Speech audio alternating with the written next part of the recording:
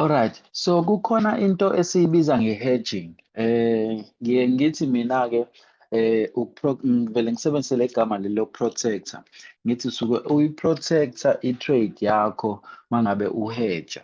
So le gama loku-hedge-a lisho ukuthi kahle hle usuke uthatha i-opposite yento osuke uyenzile. So uma kuthi ubukade uthathe i-trade u-buy, yabo, let's say mhlampe iqala la nali i-dot la ungene khona, ngithi yabo. So uthathile u-buy trade wakho unethemba lokuthi i-market iyanyuka ngoba mhlampe mawukade ubuka la i-trend ibikade phezulu. So wangena nawe wathi ayizoqhubeka iye phezulu.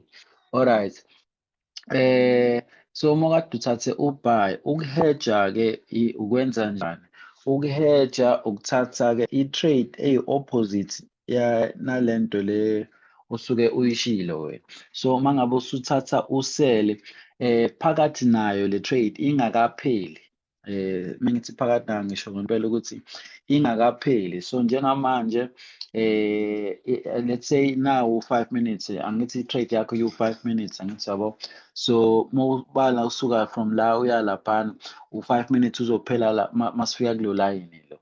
Alright. So okwamanje ayikapheli i-trade yethu, angithi isarana okwamanje. So mawuzothatha i-opposite yalo buy, shuthi usell wakho somewhere anywhere in between ingakapheli i-trade. Caca ukuthi by the time iphela sekukhona u-buy no-sell olinganayo.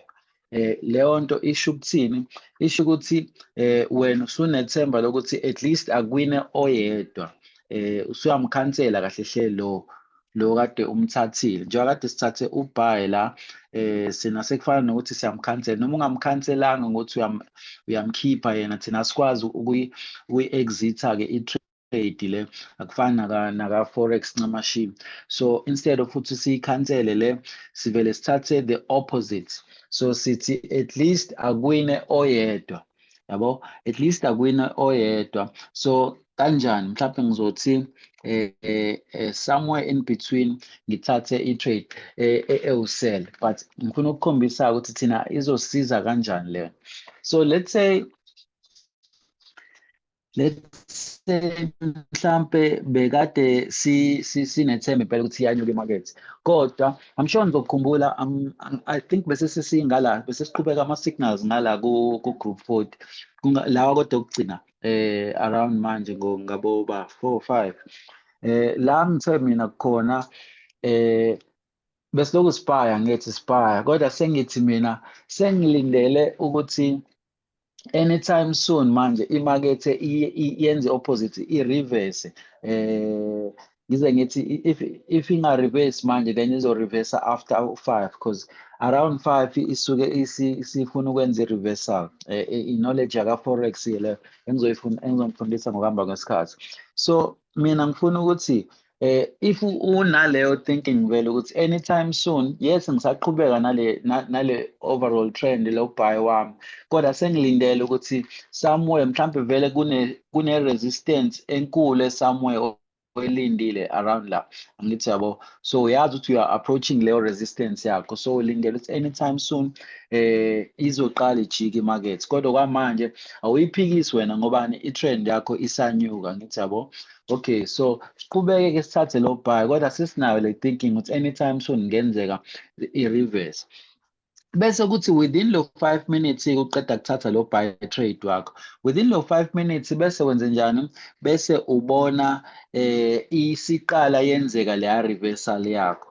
So uyithathile i-entry yakho la, yanyuka yaphezulu, and then bese iyabuya izobuyela la kule level la kade ungene khona. Ngithi yabo la ubusukhululekile uma ilapha phezulu noma ila, ubusukhululekile uthi hhayi-ke noma sesingaphela-ke isikhathi la sengikhululekile, kodwa manje uma ibuyela la around le entry yakho, ngithi uyakhumbula ukuthi ubukade uyinikeze u-5 minutes, manje sekusele like 1 minute or 1.5 minutes uma ngabe isibuyelela. Sekufana nokuthi le trade yakho-ke manje from this point, yes, from here to here, Ngamanje isibuyele back vele la kade ungene khona wena. So sekufana nokuthi uma uthatha i-trade entsha la, but le trade manje usuyinikeza bani? Usuyinikeza lo 1.5 minutes or lo 1 minute lo.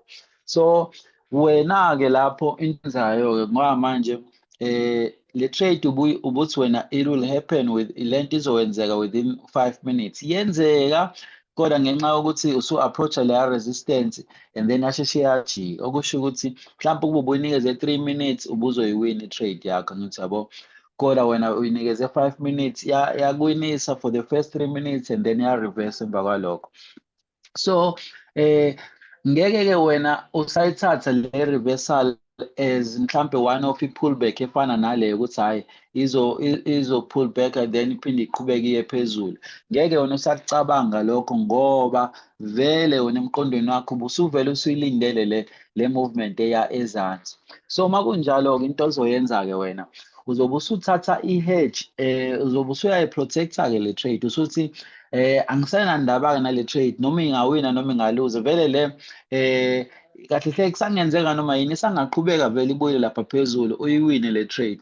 Kodwa ngenxa yokuthi isikhathi esisincane, angithi yabo, usuthi I'd rather break even than ukuluza i-trade. Wena ngokwakho uthi there are more chances ukuthi ngizoluza than lawa athi ngizowina. Ngobani? Isiyenzile le nto ade ngithi izoyenza, kodwa shuthi I gave it too much time and yabuyela back la kade sengikhona. And mina ngokwami since ngi-approach i-resistance, hhayi ngoba kuyi-pullback le i-reversal isizowehla completely. So from la wena usulindele ukuthi after yehle nje kanje usulindele wena ukuthi isizoqala-ke manje yenze kanje, angithi yabo, and then bese iqhubeka iye ezansi, yabo, iqhubeke iye ezansi kanje.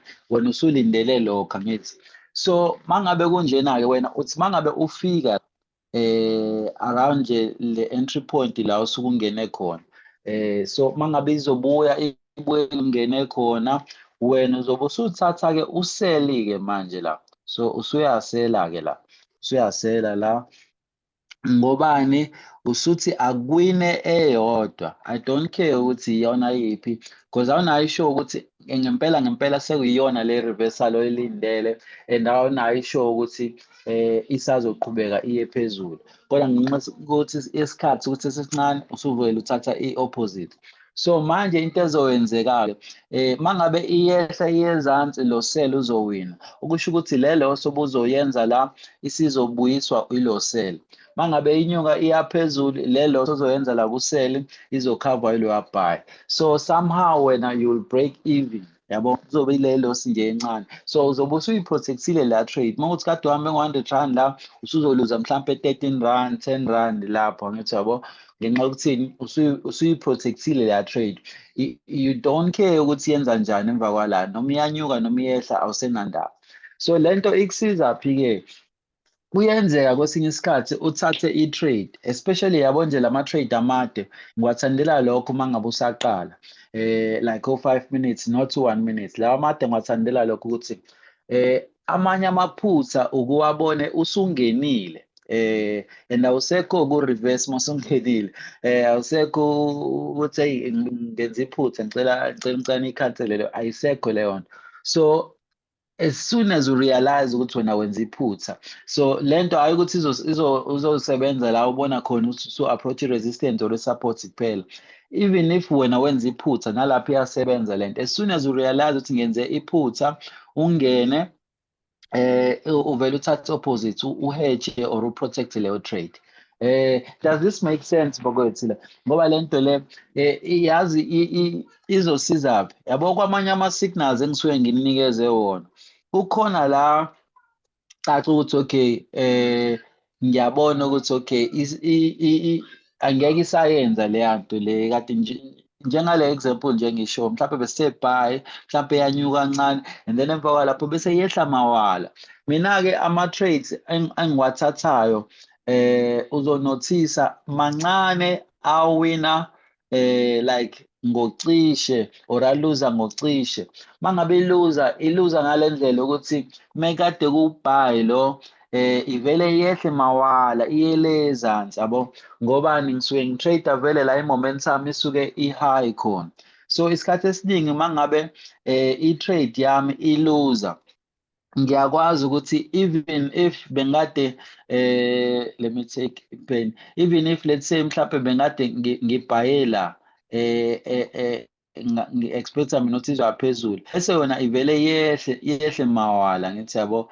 Mina ngiyakwazi ukuthi even la ezansi, as soon as ngirealize ukuthi okay angeke le trade le isaba ubuy isishintshile imakethe isiwusele kahle hle le direction, mina ngiyakwazi ukuthatha usele la.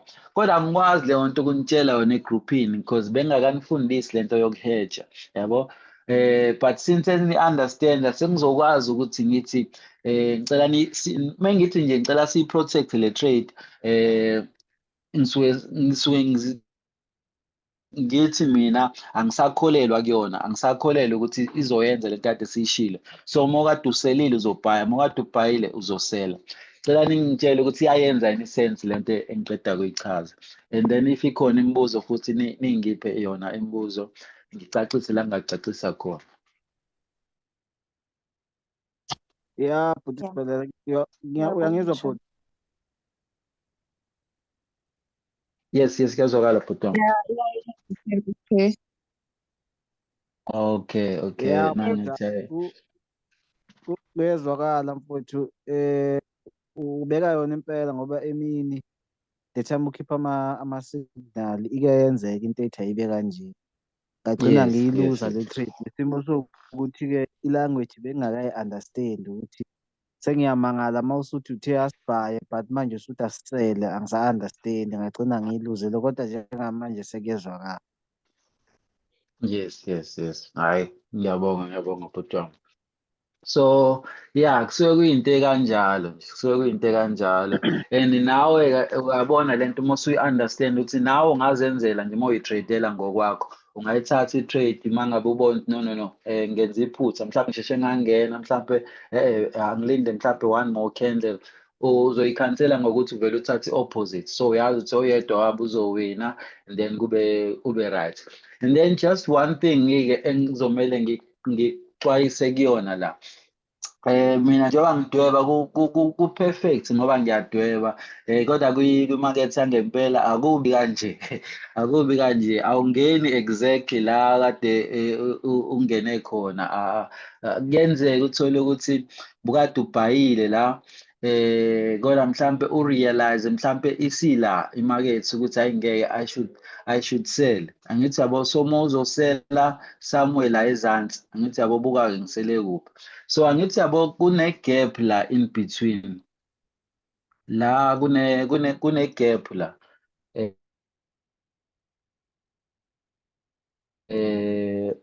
ake ngithi nje kanje ngishintshe ukhala so kune-gap la i-gap iyingozi-ke ngoba buka angithi nanka ama-level naye la and then naye la. So ukuze kuwine ubuy, i-price yakho kumele ibe above lo line lo. So i-price yakho kumele ibe la all the way up yonke le ndawo. Ukuze kuwine usell, since ungene la okusho ukuthi i-price yakho kumele ibe lower than lo line lo angithi.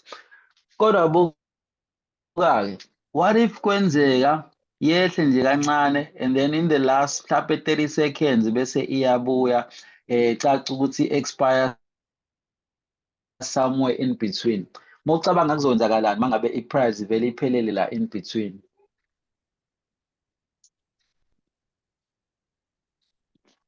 Anyone? Ngibona iphutha yakho uzoluza. Aluzoyithumbu. Ngizwanga? Yes, injalo bhuti wami, ngiyabonga. So ngizowaluza womabili, angithi yabona ukuthi ingozi kanjani-ke le nto le. Ingozi-ke lapho kuleyo part ukuthi if ungabanga careful ngokushesha urealize ukuthi kuzowenzakalani. Ugade ukuthi ingabi inkulu i-gap in between lama trades akho owu-2. Le oyithathile original nale obona ngayo ukuthi ayingeke isiya reverse. Ungalindi ngempela izidlule kakhulu lo line. As soon as ubona ngoba kahle hle mangichazela mina nayi futhi into ekade kumele ngiqale ngaba before ngichaze i-hedging. Kodwa kahle hle most of ama trades ethu thina suke silandela i-trend. Angithi i-trend usuke nje uya phezulu or uya ezansi in one uniform way usuke nje up down up down up down kodwa mawubuka overall direction siyanyuka siyaphezulu. So once wena i-trade yakho ukade uyithathile yenza njani nangu-buy la uyanyuka impela ihambe iye phezulu iyoshaya iyowenza i-high entsha yabo lo then lo phezulu kunalo so khombisa uthini isaqhubeka i-uptrend and then mangabe isibuya isizobreaka le low le iphinde ibuyele la then ayisayona-ke i-trend leyo nto okusho ukuthi leya nto wena okade ubhetha kuyona ukuthi wena i-trend yami izoqhubeka kusho ukuthi akuseyona manje mangabe izohamba iye phezulu iphinde ibuyele exactly la kade uqale khona then akusayona-ke le trade wade uyithathile so as soon as ufika ngempela kuleli or as soon as ubona nje ukuthi sibuyela la or kanje ngichaze i-trend just i-structure nje se-trend ukuthi kahle hle i-trend this is how i-trend should move. I-trend yakho athi ngiyidwebe nje la eceleni so i-trend mangabe let's say iyanyuka ufike ithi up down up down up down kodwa buka le ndawo le siyibiza nge-high H la and then bese kuthi la ezansi la ifika ijike khona ezansi siyibiza nge-low L lo so H1 high and then la ezansi low high low high low so into esiyishoyo-ke ukudefine i-uptrend sithi i-uptrend ama-higher highs nama-higher lows ngisho ukuthini-ke uma ngithi higher high so angithi sithe la ijika khona phezulu before yehle sithi high then la ijika khona la ezansi before inyuke sithi low so buka-ke la i-low yami nayi kule price lela let's say mhlawumbe 5 lo 6 7 kanjalo 8 i-price yakho la iyanyuka so mawubuka la le low le yami la ku-5 lesibili ila ku-6 lesithathu mhlawumbe izojika la ku-7 i-low yami angithi yabo eyesithathu le okusho ukuthini and then mawubuka ama-high i-high yami ibilapha ku-6 and then i-6 7 leyana izoba ku-8 angithi yabo so okusho ukuthini zonke lezi zinto ziyanyuka ama-high ami aya phezulu so bekuyi-high yami le and then ithe uma iqhubeka emakethe nayi i-high yami entsha isiyibreakile le and then yenza a higher high bekade i-high le kodwa manje we now have a higher high because le high i-higher kunale high ngithi yabo this is why we say higher high and low and higher lows ngobani ayanyuka omabili okusho ukuthi laba abaphezulu bayanyuka nalaba abangezansi bayanyuka so siqala ukubona kanjani-ke ukuthi i-uptrend yami isiye or isiyama or isiyaphela yasibona kanjani buka-ke la ukuthi ngibuyele la kade ngidweba khona angithi besikade buka nje angithi yabo la nayi high yami nayi low yami nayi high yami nayi low yami high low angithi yabo la so far kuhamba kahle ama-high yami angaphezulu wonke ama-low yami angaphezulu wonke kodwa musubuka-ke la le high iyakule la cisha lingane okay fine mawuya kule okay ingaphezulu and then nale ingaphezulu kodwa musubuka-ke ama-lows le low isicisha ilingane nale and then emva kwalapho-ke yavele yayibreaka le low ayibreaki-ke i-low mangabe iya phezulu yabo once yabreak i-low ile nto le okubeza uma bethi i-break of structure ngoba i-structure sithi kumele inyuke and then once yabreaka leya low kusho ukuthi akusayona-ke uptrend i-uptrend yethu isiyaphela noma isiyaphoza angithi yabo so kusho ukuthi kuwena-ke uma kade uthathelwe ya-buy trade lo wakho kade uthathile la And then once angithi ubhayi trade siwuthatha ngobani sikwi-trend eyaphezulu. So once wena waqala wabreaka leya low la ezansi, kusho ukuthi i-trend yakho le yaphezulu isiyaphela. Angithi yabo. So ukuphela kwe-trend yakho kusho ukuthi wena cancela-ke manje i-trade yakho, and then uzoyikhansela kanjani? Ngokwenza lento le esiyifundayo namhlanje, kuyini? Ukuprotecta i-trade yakho. Iyayenza isethi lento engiqeda kuyichaza. Kuyazwakala? Yebo. Yebo, Okay. yayenza. All right. Yeah, bekuyikona-ke bengifisa ukunichazela kona namhlanje, bese-ke singena lana-ke ekuthenini ngifuna ukuyifaka lento ingene kuthina nje sonke. Ake ngibheke u-pocket option wami la. Ngifuna ukuthi-ke wazi-ke kodwa indlela thina silandela i-trend okwangempela. So ngifuna ukunikhombisa this thing ebengizama ukuyichaza the other day, saphazamiseka. Ngifuna ngihambe la, ngifuna pocket option. Alright, mhlawumbe futhi uthi ngizame ngibona ukuthi ngingakwazi ukuthi sidwebe creating board. So mas-trade angithi sibonile laphana ukuthi sifuna amalokhuzana straight ama-pairs amabili. So sine-euro ne-USD. Sithathe nje leyo kade siyi-trade namhlanje, sithi i-EUR US, ake ngithi kanje. Yeah. Okay. So mangabe straight lama-pairs omabili, kahle seyipair iyodwa ngoba ama-currency asuke emabili, kahle seyahamba nga-two, ingakho kuthiwa ama-pairs, ihamba nga-two. Alright. So into eyenzakalayo la, let's say nayi ipair yethu i-Euro USD. Mangabe si-trade i-Euro USD, let's say mhlampe nali chart layo, nayi price la, kanjalo. And then nayi yona la iyanyuka kanje ikwi-uptrend kanje. Alright. In le Euro USD. Mangabe kwenzeka kanje, othi ngiqale ngibuze before ngisho. Mawucabanga la ngokubuka nje kwakho, nayi euro la nayi USD. Kuthiwa la kahle hle suke siwaqhathanisa lama currencies. Kuthiwa i-euro mawuqhathanisa ne-dollar noma i-dollar mawuqhathanisa ne-euro. Iyona lento yakha ipair. Usuke uwa-comparisha womabili lama currency lawo. So mangabe inyuka ikwi-uptrend kanti let's say i-chart layo leli, mangabe inyuka kanje, yini esuke iba weak, yini esuke iba strong la mawubuka wena ngokwakho ngokwe-euro kwe-dollar, i-dollar esuke liba strong noma i-euro esuke uba strong noma ikuphi kusuke kuba weak? I-euro is strong, i-USD i-weak. Yes. Okay, i-euro strong, i-USD i-weak. Kuthini omunye mhlawumbe ukhona omunye ovumelana naye noma ophikisana naye? Hayi mfowethu, siyavuma mntakababa. Uma beku-strong i-USD ishona phansi. Kube strong i-USD ngabe ishona phansi. Okay.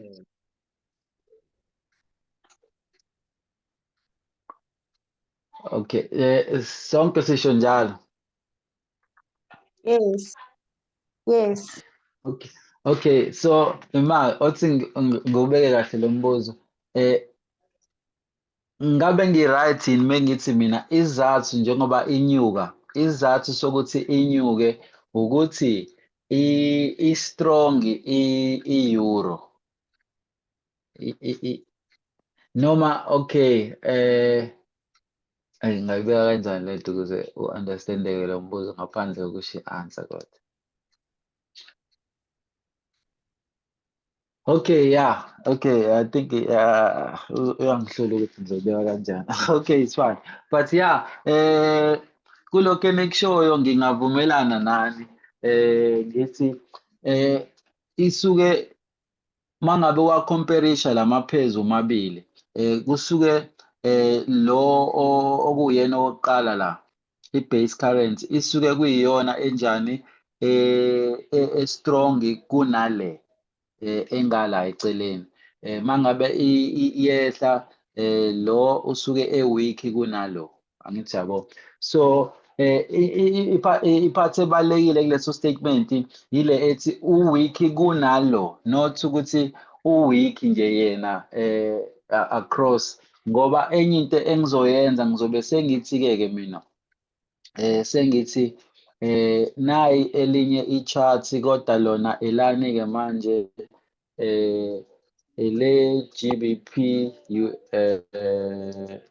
USD okay ele GBP USD yona ipound le angithi so lele le pound ke i-chart lithini ake nginyuse nje leli hayi wena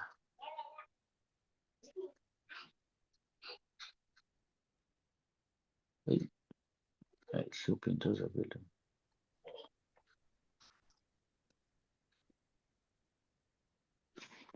okay so ngifuna ukuthi ngidwebe elesibili yazuba right la ezansi ipound le i-euro le ngala okay let's say mhlambe usuyivulile i-euro walibona ukuthi okay nali euro le sengifuna ukudweba enye-ke manje le ye-pound what if e-pound yona-ke uthi mangabe uyivula kodwa lento yenzeka kanye kanye uyaswisha nje lapho efonini yakho uqala wabheka i-euro ukuthi yenza njani and then usubheka i-pound uma uyifica-ke yona ime kanje yona uma uyifica ime nje kanje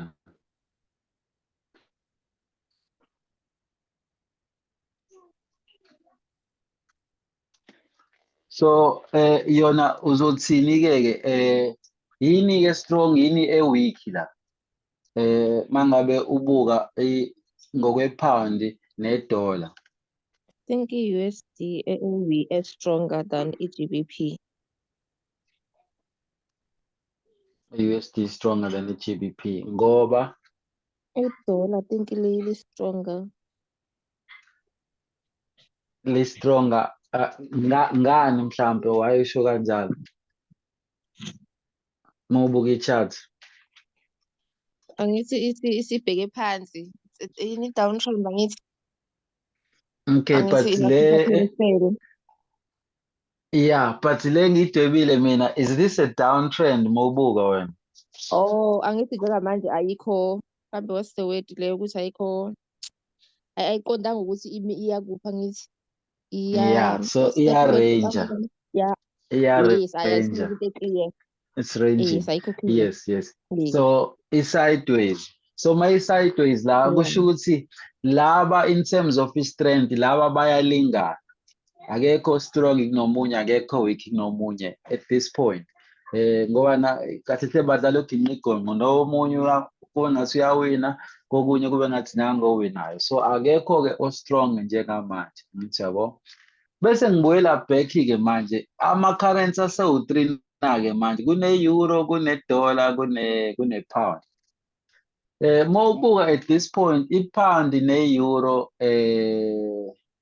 uma ubakhomperisha-ke manje bona yini e-strong yini e-weak uma ukhomperisha i-euro ne-pound njengamanje let's say angithi niyayazi le phele I-euro.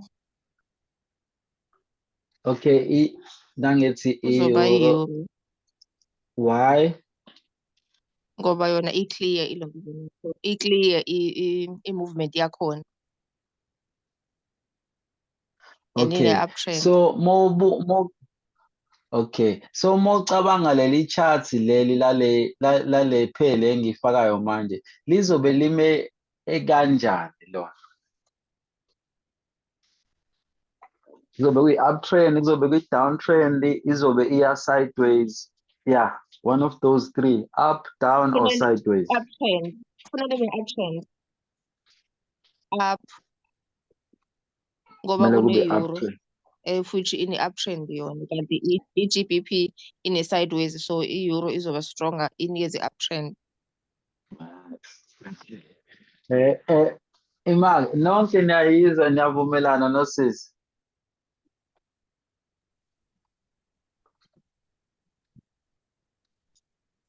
Yebo, siyavuma.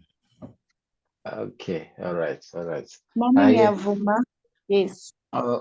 Okay, ayavuma amakhosi. All right.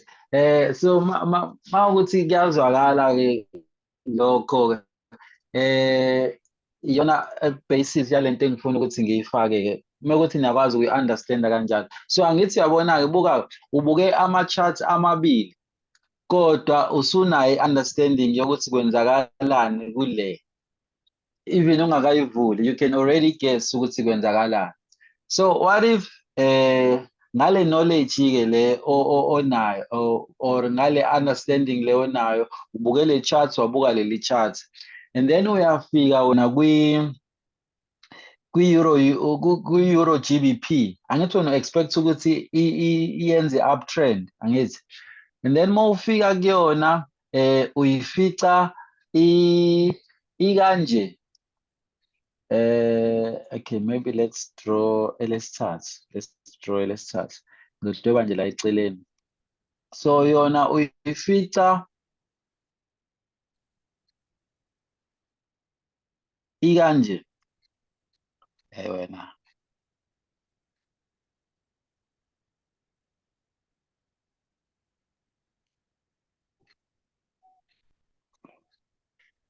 Yini iyiphi trade ongayithatha la kuyona uma uyifica ibikade ikhombisa ukuthi iyehla, and then ayikakayi phezulu kakhulu, isamuva lapha ezansi mhlawumbe okay, let me do this, ngiyidwebe kanje, mhlawumbe izoba lula uma ngenza kanje.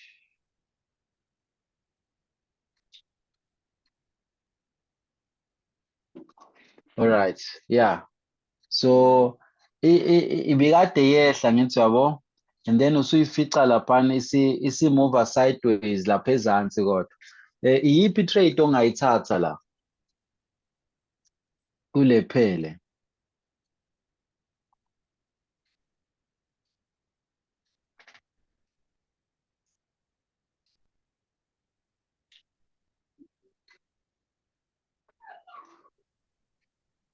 Ngithi ayikhumbula analysis yakho uma ukhomperisha lawo mabili, and then wathi la kumele ngabe kwenzakalani, ngithi yakhumbula.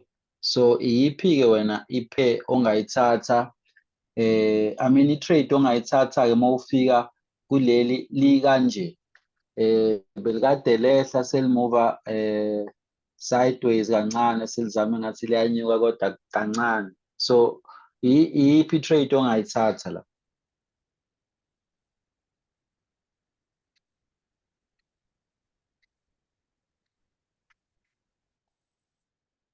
Ngithini kula mapheya ayi-3 bhuti?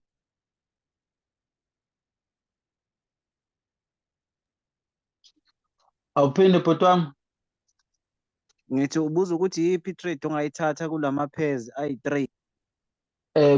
Kule kade ngiqeda kuyidweba leli i-chart leli elale phele la ekugcineni i-Euro GBP.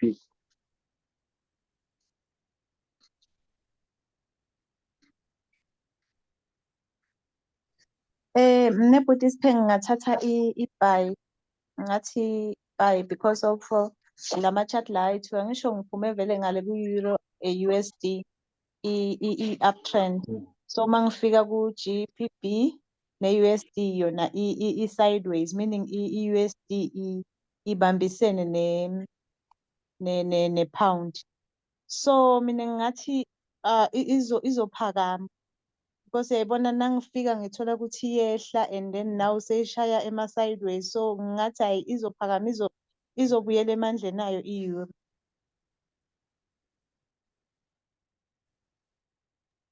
To be corrected.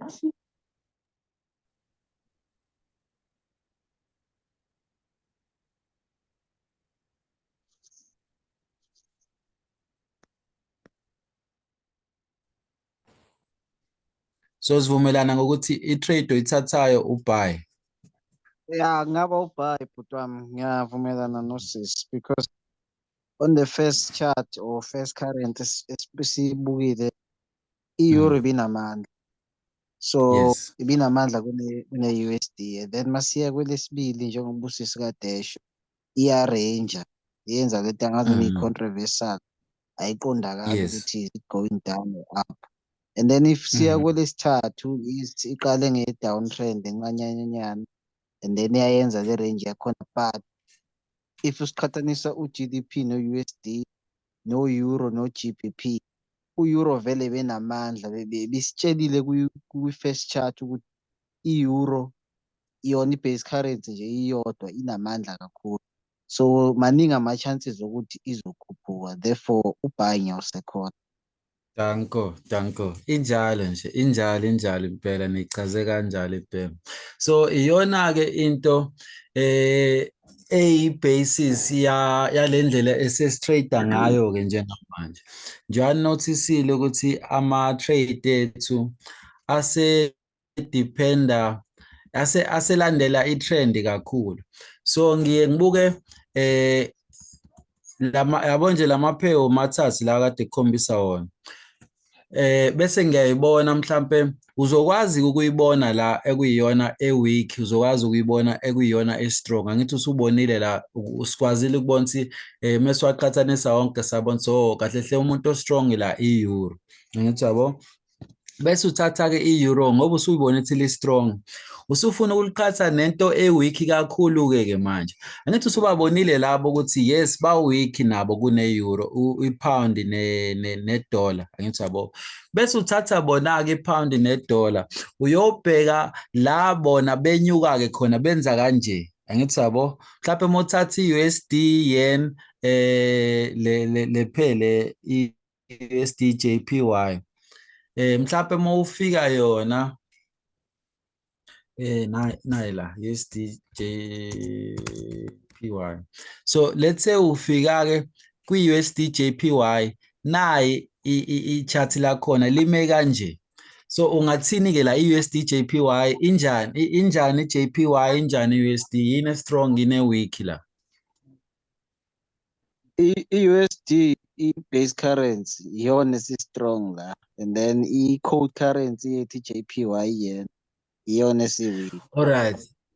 Alright, buka-ke mina-ke izwa le mbuzo engizokubuza wona-ke manje. Iyiphi-ke i-trade ongacishe? Alright.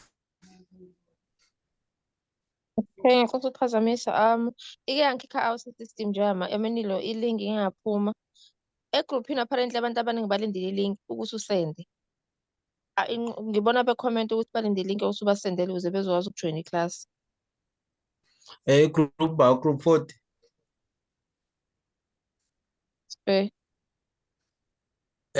Uyangizwa sisi wami? Ngithi yona yiphi leyo group 40?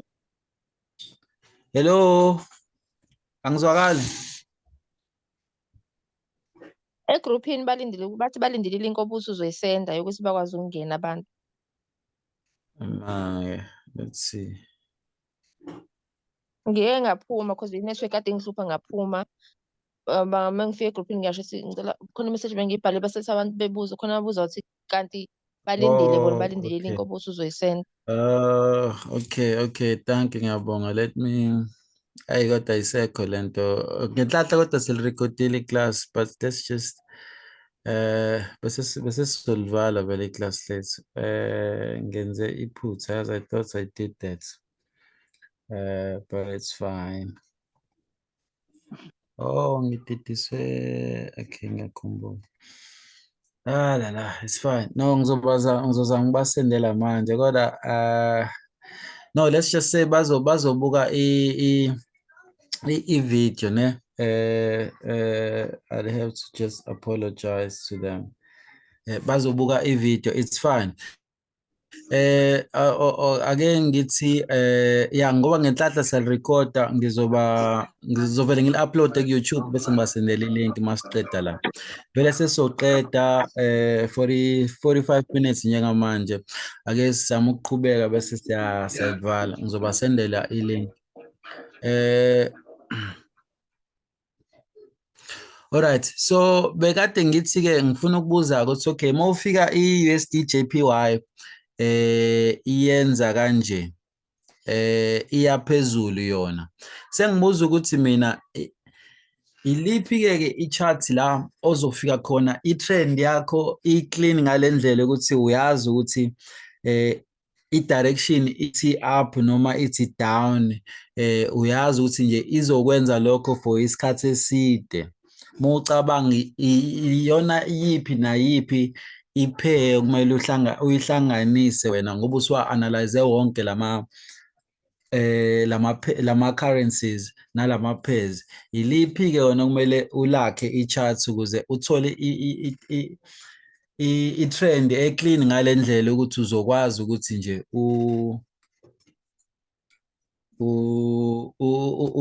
ulokhu uyi-right njengoba kade senza nje.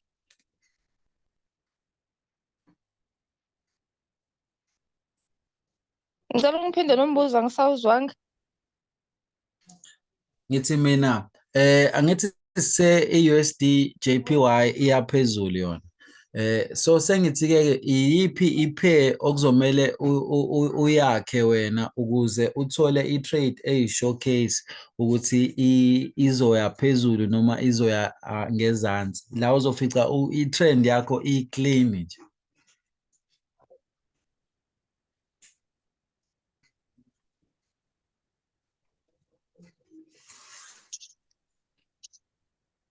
Understand lokho then seniyas-understand i-strategy sami. Obvious, but i-JPY, USD JPY. Leyo i-clean iyabonakala ukuthi vele into. Yami JPY yona iphansi. Yeah, Phansi kakhulu. ususinikile nje bhuti, iyona i-USD JPY iyona ne-euro singayikhohlweni because kulama chart ubhuti ade sikhombisa wona iyona ebikhombisa ukuthi strong. So if nayo ungayithatha ngiyiqhathe ne-JPY, since i-JPY kuyi-USD JPY kuyiyona e-weakest, so ngayiqhatha i-euro strong ngiyiqhathe ne-JPY inganginikeza i-clear momentum or i-clear direction. Alright, but awuphinde ungichazele ungiphe izathu zokuthi why ungahlanganisa leyo two leyo.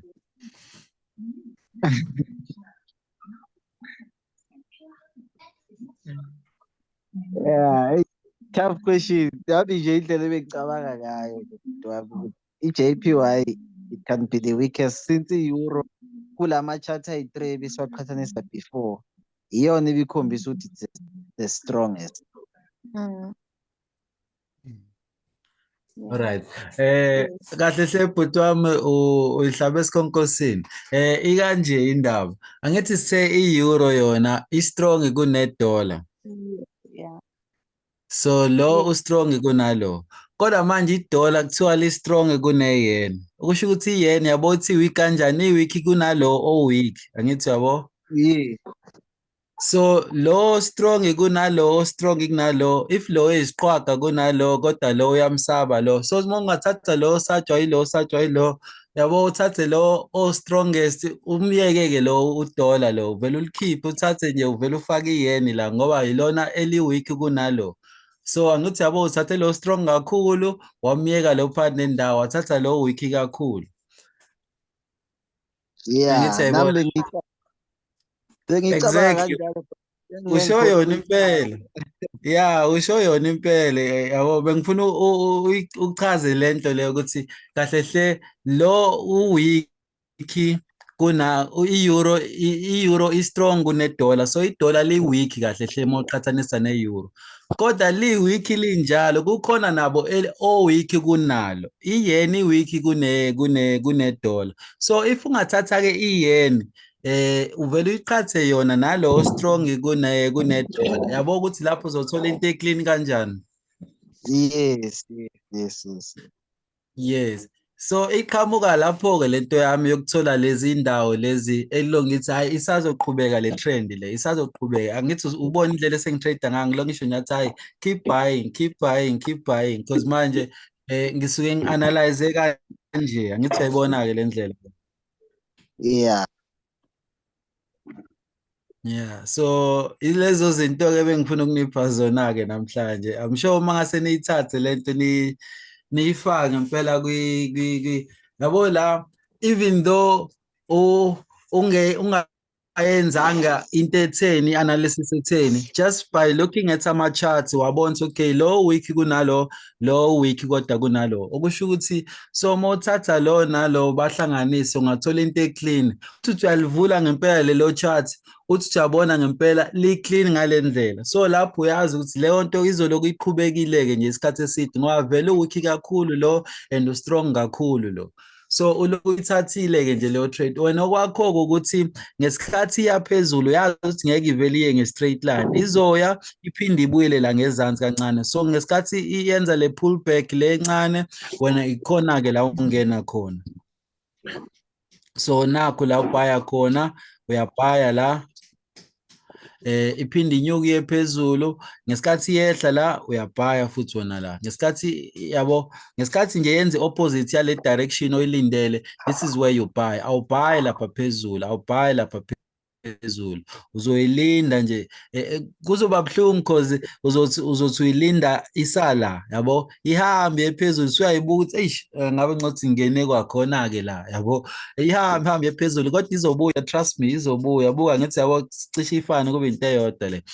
So ibuye ingene la, kodwa ukungena kwakho la usunesikhathi ngoba uyazi ukuthi isiyenzile lento leyo ukuthi yehle. So ngesikhathi siqale siyanyuka usuyangena-ke wena ngoba usuyazi ukuthi angeke isheshe iphinde ijikele ezansi because isikwenzile ukujikela ezansi, isiqale siya phezulu. Kanti uma ungena la anytime isangajika, njengoba ngithi uyabo uma ungene la ubungayiluza le trade because iphinde iyehlela ngezansi kwala ungene khona. Kanti uma ungena la esizoqala khona ukuqhubeka i-direction, ilapho la usafe khona. So okwakho ukuthi mangabe usu-identifyile iphele ozoyi-trade, bese-ke uloku ulinda nje lama pullback amancane njengoba kade nikhombisa nakwi-screenshot lese ngisendile. Uloku ulinda nje lawo ma pullback, even yehla ayehli nge-straight line.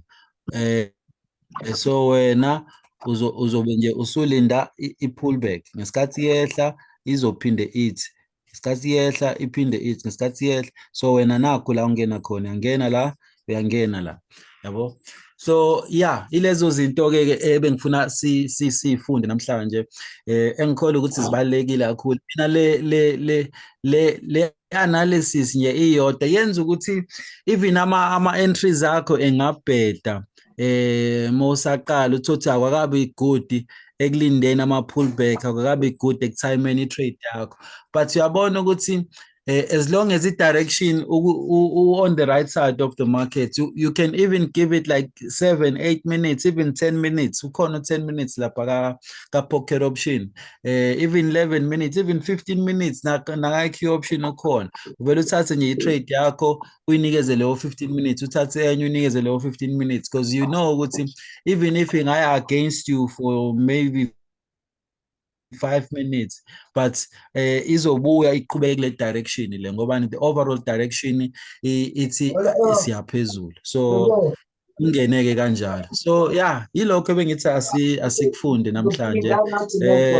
Angiphinde ngithathe mhlawumbe imibuzo yokugcina. Hayi, please vale mic Ndumiso uma ungasakhulumi nawe. Yeah, angithathe imibuzo-ke. Yebo. Yebo bhuti. Ungabuza bhuti wami. Cha la bhuti bengifuna ukuthola la emini ngiye ngathi ukuba lost, ngixolise nje ukubuyela emuva kancane. If lapha egroupini ku-group 40 like uthi sell GBP /USD, like siya kuleyo currency leyo noma siya kuleyo pheleyo straight, hayi le no-OTC. Okay, ngizosho mangabe ngithi I'm trading OTC, kusuke kusho ukuthi wena uzothatha le eno-OTC eceleni. Mangabe ngithe I'm trading i-live market, uthatha le engenayo OTC. So kodwa nje during the week emini ngisuke ngithatha lama trade lawa azoba ngoba i-OTC kahle hle iba dependent kwi-broker because kusebenza nje ama-trader asuke available ngaleso sikhathi. So i-broker ne-broker i-OTC yakhona iyahluka. So mangabe ngithi ngitrade i-OTC kumele ngichaze futhi ukuthi OTC yakuyiphi i-broker, OTC yaku-pocket option. Then abantu baka-pocket option kuphela bazokwazi ukuthi bawathathe lama trade. Mongenawo pocket option ngiyakuyithatha. Mangabe ngithi ngitrade uyivale phela i-mic mongasakhulumi nathi. Angithi yabona manje siyaphazamiseka. So yeah, but during the week ngicela ukuthi nje wazi kodwa ngizosho wena okwakho ukuthi mawufike sengiqalile ama-signals ubuyele back before ngiwaqale ngizobhala lapho ukuthi ngitrade i-OTC noma ngitrade i-live market. Mekuthi OTC ngizosho ukuthi OTC yaka-IQ noma yaka-pocket. Then uyangithe OTC uzobheka laba abano-OTC. Mengithe i-live market ubheka laba abangenawo OTC. Danko. Ngezwakala bhuti wami. Kezwakala bhuti, kezwakala. Besicela nala ama-video bhuti, like mhlawumbe engazathi ngaba singakhona ukuwathola la ku-YouTube yabona. Noma phela ade iklasi seli-attendile kodwa kufanele sithi ukubuyela kancane kwesinye isikhathi. Manje sinokuthi uma ngithi ngiyabuyela ku-YouTube uthi i-video ayikaka mhlawumbe ayikakangeni for isikhathi eside. Bengicela nje kulonda. Ayikho inkinga ngizolifaka bhuti ngoba kukhona nalaba abagcina bevaleleka ngaphandle. Ngizolifaka nje mhlawumbe kuzoshaya u-8 selikhona. Siyabonga. Alright, danko. Ukhona mhlawumbe nombuzo wokugcina bese siyavala almost i-hour manje. I-video izoba yinde kakhulu.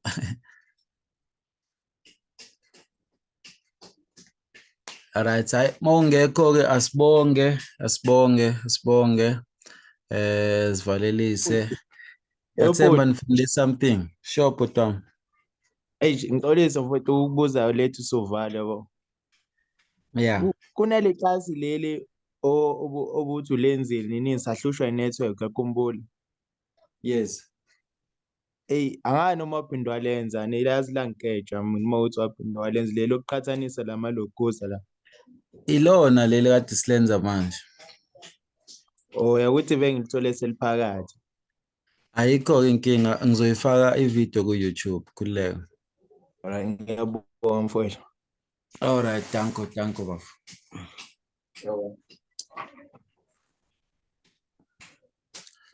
Alright, sike danko kulungile siyabonga. Okay, siyabonga kakhulu. Right. Alright, danko siyabonga.